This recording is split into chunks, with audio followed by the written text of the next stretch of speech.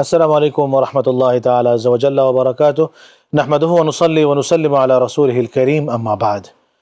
সকলকে আমন্ত্রণ জানাচ্ছি আপনাদের প্রিয় অনুষ্ঠান এসজেডএইচএম ট্রাস্ট নিবেদিত ইসলামিক অনুষ্ঠান আলোকধারা দেখবার জন্য। আশা করি সবাই ভালো আছেন এবং সুস্থ আছেন। দর্শক, আজকে আমরা আমাদের এই পর্বে যে বিষয়গুলো নিয়ে কথা বলতে যাচ্ছি তা হচ্ছে নফসের নিয়ন্ত্রণ ও আত্মশুদ্ধি। সেই সাথে আমাদের বিশেষ কিছু সেগমেন্ট থাকছে।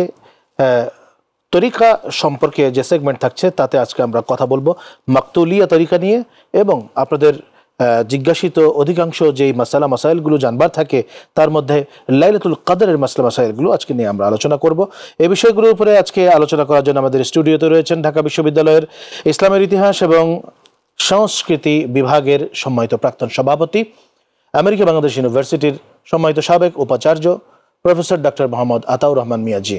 আসসালামু আলাইকুম ওয়া রাহমাতুল্লাহি ওয়া বারাকাতুহু। মোহতারাম, আজকে প্রথমে আপনার কাছে জানতে চাইব নফসের বিরুদ্ধে জিহাদুন নফস এটি ইসলামে কেন গুরুত্বপূর্ণ? নাহমাদুহু ওয়া নুসাল্লি ওয়া নুসাল্লিমু আলা হাবিবিহিল কারীম আম্মা বা'দ। ধন্যবাদ সম্মানিত উপস্থাপক, চমৎকার একটি বিষয়ের অবতারণার জন্য। চলছে মাহে রমজান শেষ পর্যায়ে, এবং সেই ক্ষেত্রে এই যে আত্মশুদ্ধি এই বিষয়টা আমরা অনেক সময় টের পাই।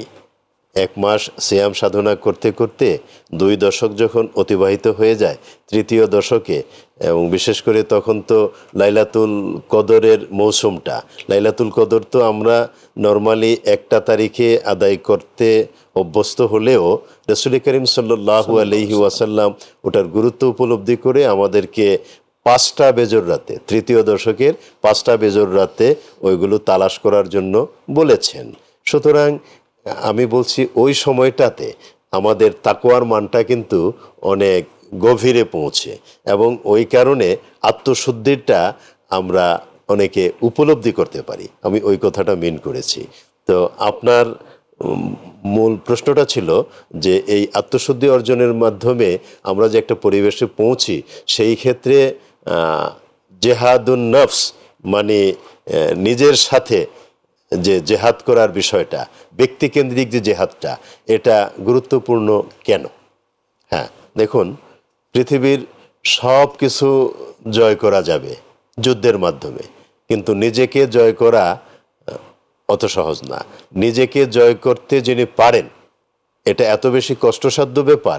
সেই কষ্টকে অতিক্রম করে নিজেকে যখন নিজে জয় করতে পারবেন, তখনই ওই ব্যক্তিকেন্দ্রিক জেহাদটা অর্থবহ হয়ে ওঠে। আর তাকওয়া নামক যে কোয়ালিটিটা সিয়াম সাধনার মাধ্যমে অর্জিত হয়, ওটা ওই জিহাদুন নফসকে আমাদের প্রভাবিত করে সহজ করে দেয়। তার মানে হলো মাহে রমজানে জিহাদুন নফসকে এবং আত্মশুদ্ধিকে আমরা যেভাবে আয়ত্তে এনে করতে পারি, আঞ্জাম দিতে পারি, উপলব্ধি করতে পারি, রমজান ছাড়া অন্য কোনো সময়গুলোতে আমরা ওইভাবে পারি না। এবং জেহাদের ক্ষেত্রে জেহাদুন নফস, জেহাদুল হাওয়া, এটা সবচেয়ে গুরুত্বপূর্ণ। এটা রাসূল করিম সাল্লাল্লাহু আলাইহি ওয়াসাল্লামও আমাদেরকে বলেছেন। সুতরাং আমাদের এই দিকে আমরা যত মনোযোগী হব, আমরা তত বেশি কামিয়াব হব। আপনার কাছে আরো জানতে চাইব, রমজান মাস যে আছে, এই রমজান মাসে কোরআন এবং হাদিসে নফসকে নিয়ন্ত্রণের জন্য কি নির্দেশনা দেওয়া হয়েছে, যে নির্দেশনাকে আমরা এই রমজান মাসে অ্যাপ্লাই করতে পারি আমাদের নফসের উপরে?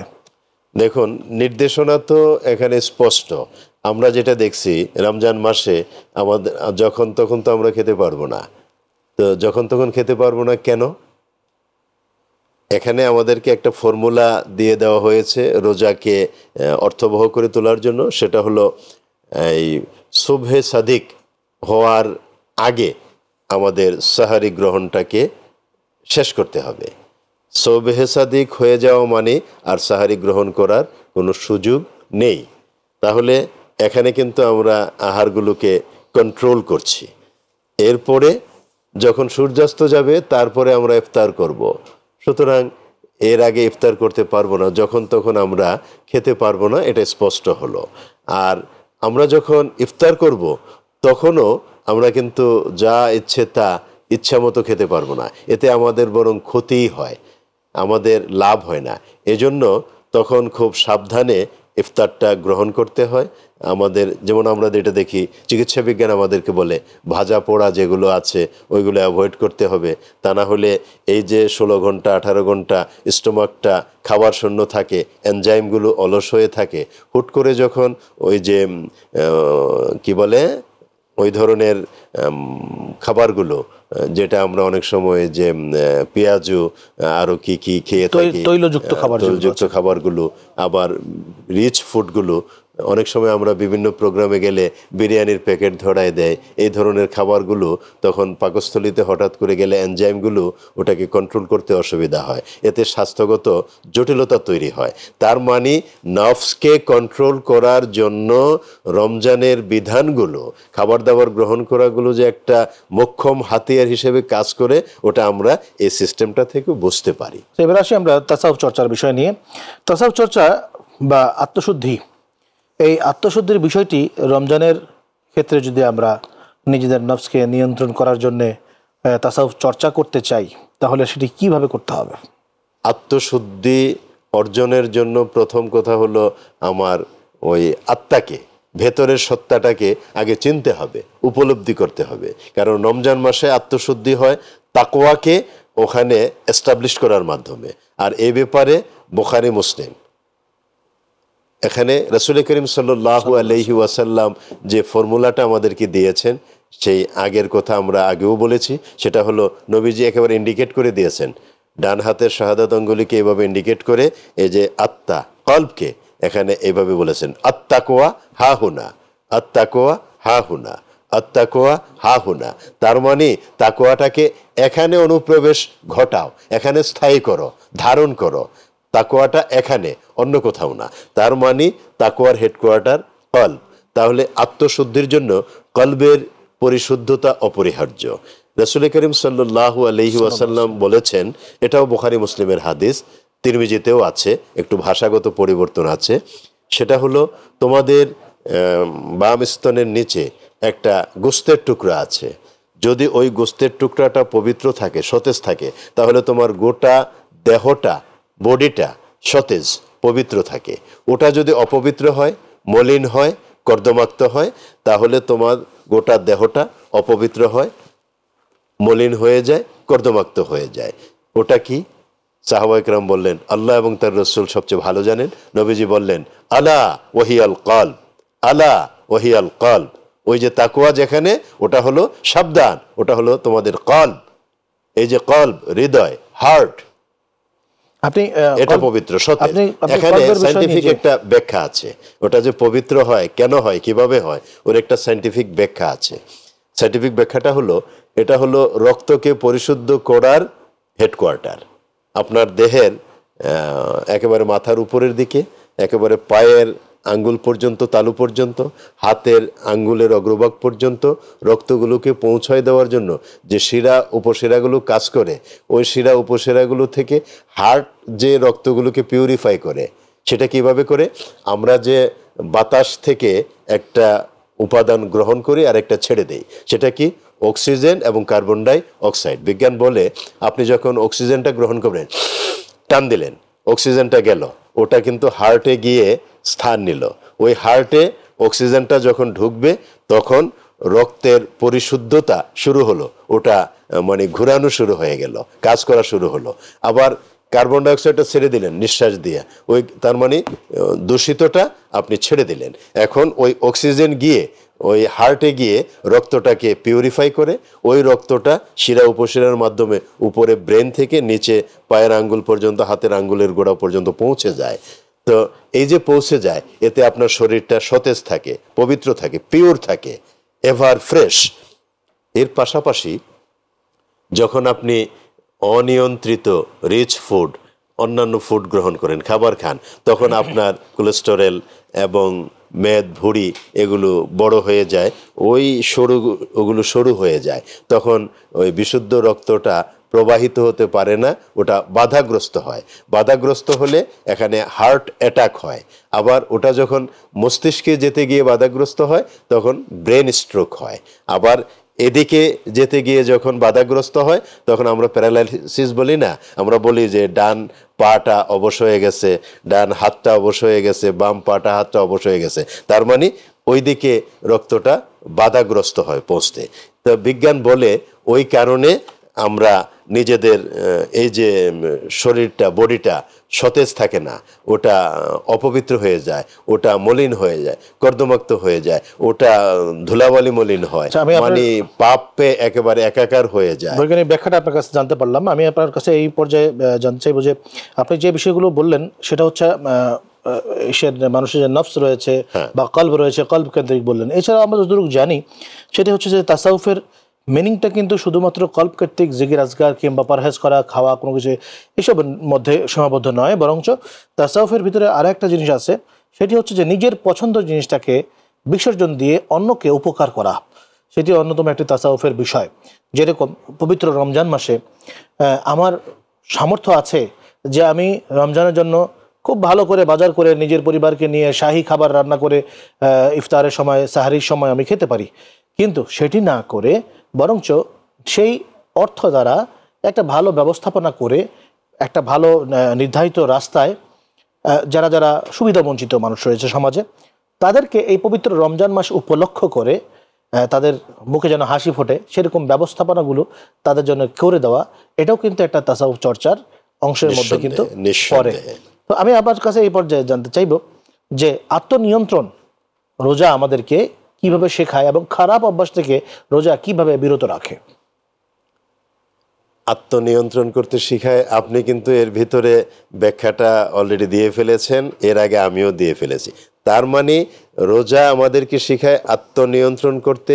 এর অর্থ হলো দুই রকমই, একটা হলো ব্যক্তি সত্তার কন্ট্রোল, আরেকটা হলো মালের কন্ট্রোল। দ্যাট ইজ আমরা যেটা বলি জান মাল, এটা জানি কন্ট্রোল, মালি কন্ট্রোল। তো মালি কন্ট্রোলটার ব্যাপারে আপনি যেটা ইঙ্গিত দিয়েছেন, আমরা যেটা খুব সহজে করতে পারি দুইটা সময়ই, ইফতারের সময় এবং সাহারির সময়, যেটা বাইতুল্লাহতে মসজিদে নববীতে অলরেডি হয়, এবং ওই দেশের শীর্ষ ধনীরা, শিল্পপতিরাই কিন্তু ওই ভাগ করে নেয়, কয়েক হাজার লোককে এক একজন ইফতার করাবে, আর ইফতারের সময় রাতের খাবারটাও দিয়ে দেয়, আবার সাহারির খাবার ওইভাবে তারা দেয়। তার মানে কি, তারা তাদের মালটাকে পরিশুদ্ধ করার জন্য এই ব্যবস্থাটা নিল আল্লাহ এবং রসুলের নির্ধারিত পথ অনুসরণ করে।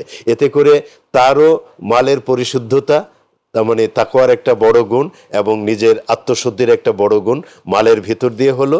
দ্বিতীয়ত, এই যে লক্ষ কোটি মানুষ যারা না খেয়ে আছে, দারিদ্র সীমার নিচে অবস্থান করে, অথবা যারা মুসাফির হজ উমরাতে গেল, ওখানে তারাও তো সীমিত পয়সা নিয়ে ওখানে যায়, তাদের যে সেবাটা দিল, খেদমতটা করলো, রমজান মাসে হাসপাতালে গিয়ে রোগীদেরকে এর পাশাপাশি হসপিটালে এই কাজটা অবশ্যই করা উচিত। এতে করে মানুষে সকলে মিলে যে তাকওয়ার গুণটাকে বুঝে বুঝে ভাগাভাগি করে নেওয়া, এর দ্বারা আমরা যে কল্যাণ হাসিল করতে পারবো, এটা অসাধারণ, এর গুরুত্ব অনস্বীকার্য। চলুন আমরা এই পর্যায়ে আমাদের আজকের এই অনুষ্ঠানের দ্বিতীয় সেগমেন্ট তরিকার পরিচিতি, সেদিকে চলে যাচ্ছি।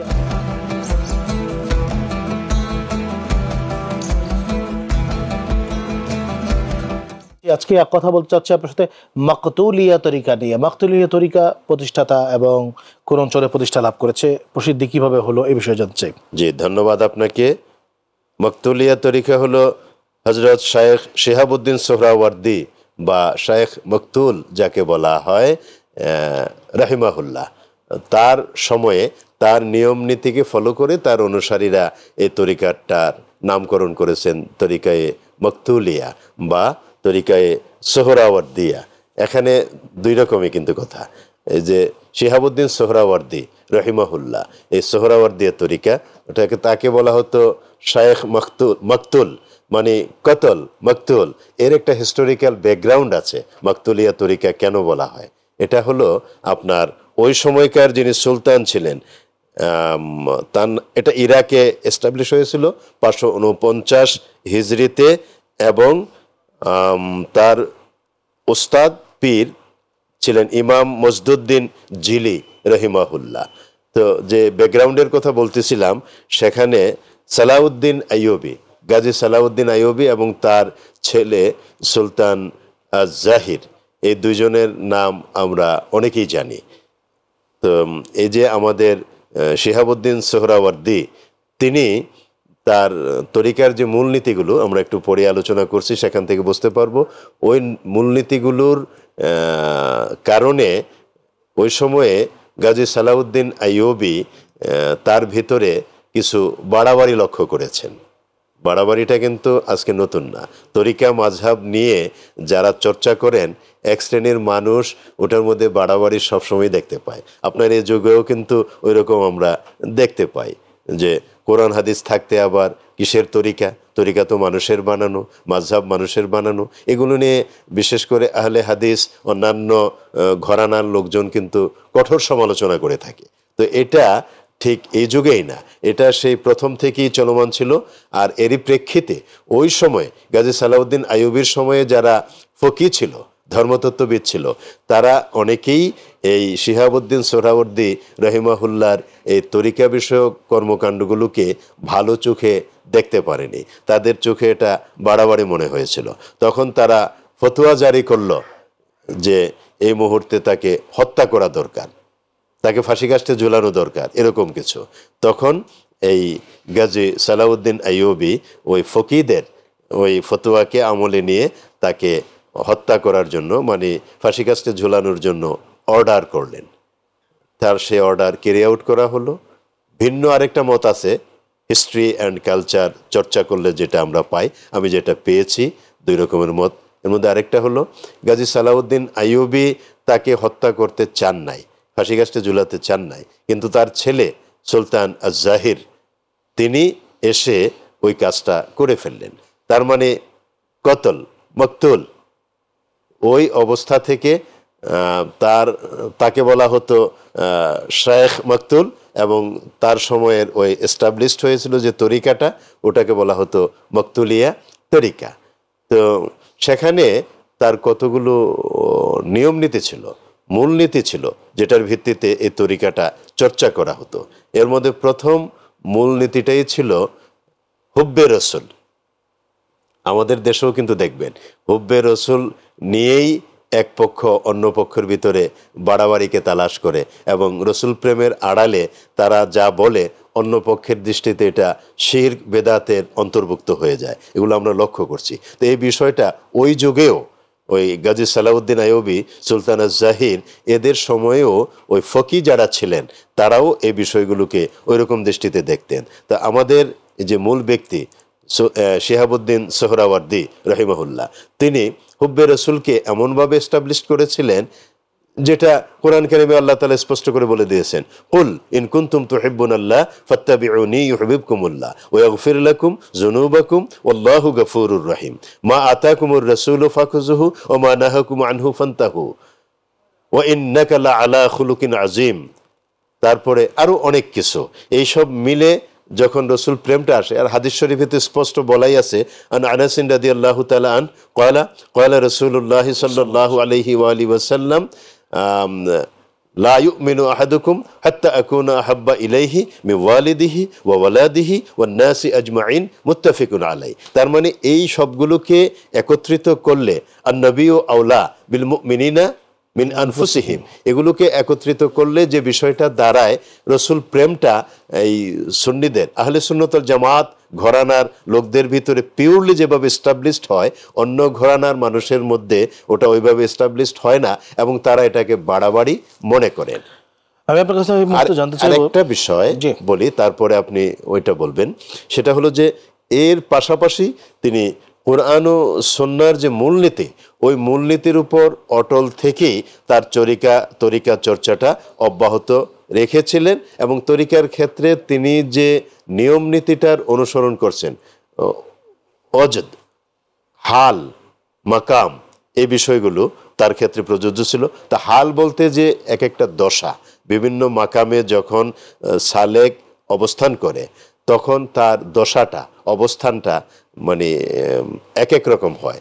তার আমরা যেটা বলি হাল হকিকত, হাল পরিস্থিতিটা বিভিন্ন সময় বিভিন্ন রকম হয়। আর ওই বিভিন্ন রকম হওয়ার কারণেই অনেক সময় ওই কোয়ালিটিটাকে ধারণ করার মতো ওই ভেতরের মেশিনটা যদি ওই রকম উর্বর না হয়, তখন মানুষ একটু পাগলামি করে, অসংলগ্ন অবস্থা হয়, যাকে বলা হয় মজ্জুব।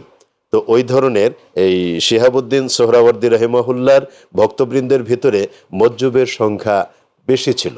তারা অসংলগ্ন আচরণ করতেন, এটাও অন্যেরা বাড়াবাড়ির দৃষ্টিতে দেখতেন, যার কারণে তাকে হত্যা করার জন্য নির্দেশ দেওয়া হয়েছিল। আমি ইরাকে যখন ভ্রমণ করি, আমি তার মাজার শরীফে গিয়েছি এবং তার মাজার শরীফের পায়ের কাছে কিন্তু তৎকালীন সময়ের সুলতান আব্বাসীয় খলিফা মামুন, যিনি তার ইসের ব্যাপারে রায় দিয়েছিলেন হত্যার ব্যাপারে, তার কবরও কিন্তু দেওয়া হয়েছে তার পায়ের কাছে। কিন্তু দেখুন, আশ্চর্যের বিষয় হচ্ছে, মানুষজন যায়, জিয়ারত করে শহীদ সোহরাওয়ার্দী রাহিমাহুল্লাহ, তার মাজার শরীফ জিয়ারত করছে, কিন্তু তার পায়ের কাছেই কিন্তু তার সেই বাচ্চার কবর। সেই কবরে কেউ যায়ও না, কেউ ফিরেও তাকায় না, ওদিকে কেউ কোনো হাতও তুলে না।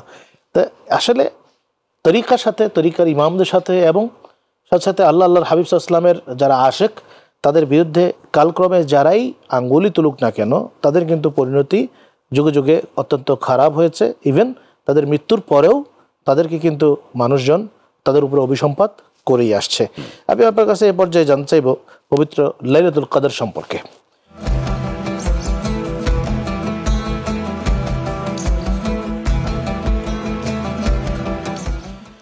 লাইলাতুল কদরের নফল নামাজ জামাত সহকারে পড়ার বিধান কি? চমৎকার কথা বলেছেন। বিধান বলার আগে এভিডেন্সটা দিয়ে দেই। জি, আপনিও দেখেছেন, আমিও বহুবার দেখেছি এবং নিজেও আদায় করেছি আলহামদুলিল্লাহ। বাইতুল্লাহতে, মসজিদে নববীতে কিয়ামুল লাইল বলতে যেটা আমরা মিন করি তাহাজ্জুদের আগে, এবং এটা হলো আপনার তারাবির পরে। ওখানে কিন্তু অনেকে আবার কিয়ামুল লাইল তারাবিকে এক করে দেখে, না, বিষয়টা তা না। তারাবি আলাদা 20 রাকাত পড়া হয় দুই জায়গাতেই, এবং রাতের মধ্যভাগে কিয়ামুল লাইল, জি। কিয়ামুল লাইলটা করা হয়। সেই কিয়ামুল লাইলটা কিন্তু বা জামাআত, তো এটা তো রমজান মাসের নফল সালাত, এবং সেটা জামাতের সাথে আদায় করা হয়। সুতরাং এটা একটা বড় দলিল, এভিডেন্স যে নফল নামাজ রমজান মাসে জামাতের সাথে আদায় করা যায়। আর সেই সূত্রেই আমরাও আমাদের দেশে এই সালাতটাকে, নফল সালাতটাকে জামাতের সাথে আদায় করতে পারি। হ্যাঁ, কিন্তু এখানে আমাদের একটা বিষয় আছে। আমরা হানাফি মাযহাব অনুসারে মক্কা মদিনাতে কিন্তু তারা ম্যাক্সিমাম হাম্বলি মাযহাব এবং শাফিঈ মাযহাবের অনুসরণ করে থাকে, তারা ওই জিনিসটা পালন করে থাকে। কিন্তু ইমামে আজম আবু হানিফা রাহমাতুল্লাহ আলাইহির দৃষ্টিকোণ থেকে এই নফল নামাজকে বা জামাত আদায় করা মাকরুহ বলেছেন। তিনি মাকরুহ বলেছেন। আমাদের সেক্ষেত্রে একটু ইমামে আজম মাকরুহ বলেছেন, এটা তো রমজানের বাহিরের অন্য সময় না, তিনি কোনো সময় নির্ধারণ করেন না, তিনি মাকরুহ বলেছেন। রমজান মাসে অন্য 3 মাযহাবে যেহেতু এটা প্র্যাকটিস হয়, আর হানাফি মাযহাবের সাথে অন্য মাযহাবের তো বৈরী সম্পর্ক নেই, শত্রুতামূলক সম্পর্ক নেই, সে কারণে আপনি ওই স্পটে ওই মাযহাবের লোকদের সিস্টেমকে অনুসরণ করতে পারেন। এবং আমাদের বড় ইমামরা কিন্তু এটাই করতেন। হানাফি মাযহাবের লোকেরা যখন শাফিঈ মাযহাবের লোকদের সাথে একত্রে সালাত আদায় করতেন, তখন তারা যেই পদ্ধতিতে যে সময়ে সালাতটা আদায় করতেন, হানাফি মাযহাবের লোকজনও ওইভাবেই একাত্মতা ঘোষণা করে আদায় করতেন। এতে সহমর্মিতা বেড়ে যায়, ঐক্য, ভ্রাতৃত্বটা স্পষ্ট হয়, সুদৃঢ় হয়, এবং মুসলিম উম্মার জন্য এটা কল্যাণ বয়ে আনে। আচ্ছা, লাইলাতুল কদরের শুরুটা এবং শেষটা কতটুকু সময় যাবত এই লাইলাতুল কদরটুকু অবস্থান করে আমাদের মাঝে? ওকে, লাইলাতুল কদর শব্দটাই স্পষ্ট, এবং এখানে একখানা হাদিস আছে বুখারী মুসলিমের, অন্যান্য গ্রন্থও আছে। সেটা আমরা অন্য একটা আলোচনা প্রসঙ্গে বলেছিলাম যে লাইলাতুল কদর ছাড়া অন্য রাতগুলোতেও আল্লাহ তাআলা বান্দার খুব কাছে চলে আসেন। রাতের 2/3 অতিবাহিত হওয়ার পর শেষ 1/3 অংশে, আর যখন লাইলাতুল কদরে সূর্যাস্তের পরপর আল্লাহ তাআলা বান্দার খুব কাছে চলে আসেন এবং বান্দাকে ডেকে ডেকে জিজ্ঞেস করেন, তোমার কি চাহিদা আছে, কিসের অভাব, সেটা আমাকে বলো, আমি তোমার অভাব শুনে শুনে চাহিদা ফিল আপ করে দেব। তার মানে সূর্যাস্তের পরপরই লাইলাতুল কদরটা শুরু হয়, এবং সুবহে সাদিকের পূর্ব মুহূর্ত পর্যন্ত লাইলাতুল কদর প্রবহমান থাকে। এই লম্বা সময়টার যে কোনো সময়ে আমরা যা করি ওটা লাইলাতুল কদরেরই অন্তর্ভুক্ত। আপনাকে অসংখ্য ধন্যবাদ। প্রিয় দর্শক, এতক্ষণ যাবত আমরা 3টি সেগমেন্টে নফসের নিয়ন্ত্রণ এবং আত্মশুদ্ধি, সেই সাথে তরিকায়ে মাকতুলিয়া এবং লাইলাতুল কদর, এই তিনটি বিষয় নিয়ে আমরা অত্যন্ত গুরুত্বপূর্ণ আলোচনা শুনলাম ডক্টর প্রফেসর মোহাম্মদ আতাউর রহমান মিয়াজি মোহতারমের কাছ থেকে। আসলে নফসের নিয়ন্ত্রণ এবং আত্মশুদ্ধিটা এতটাই প্রয়োজনীয় একটা জিনিস, যেই জিনিসটির অনুপস্থিতির কারণে আমরা বিভিন্ন সময় বিভিন্ন গুনাহের কাজে লিপ্ত হয়ে যাই, নিজেকে সংবরণ করতে পারি না। সেটি হতে পারে লোভ, সেটি হতে পারে লালসা, সেটি হতে পারে বেশি কিছু পাওয়ার ইচ্ছা, সেটি হতে পারে অন্য কারোর সাথে তুলনা কিংবা প্রতিযোগিতা। এই সব কিছুই কিন্তু আসলে লফস এবং নিজের যে আত্মশুদ্ধিতা সেটির অভাবের কারণে হয়ে থাকে। সেই সাথে সাথে লাইলাতুল কদর যে বিষয়টি রয়েছে, এটি হাজার মাসের থেকে উত্তম একটু সামান্য ইবাদত। তো আসুন আমরা আজকে এই অনুষ্ঠানের পক্ষ থেকে আপনাদের কাছে এই বলে বিদায় নিব যে আল্লাহ রাব্বুল আলামিন আমাদের নফসকে, আত্মাকে এই রাতের ভেতরে ইবাদতের মাধ্যমে, বিভিন্ন কর্মকাণ্ডের মাধ্যমে পরিশুদ্ধ করে মহান আল্লাহ রাব্বুল আলামিনের রেজামন্দি যেন হাসিল আমরা করতে পারি, লাইলাতুল কদর যেন আমরা যথাযথভাবে যোগ্যভাবে আদায় করতে পারি, সেই তৌফিক আল্লাহ তাআলা আমাদের প্রত্যেককে দান করুন, আমিন। ওয়া আখিরু দাওয়ানা আনিল হামদুলিল্লাহি রাব্বিল আলামিন। ওয়াসসালামু আলাইকুম ওয়া রাহমাতুল্লাহি ওয়া বারাকাতুহু।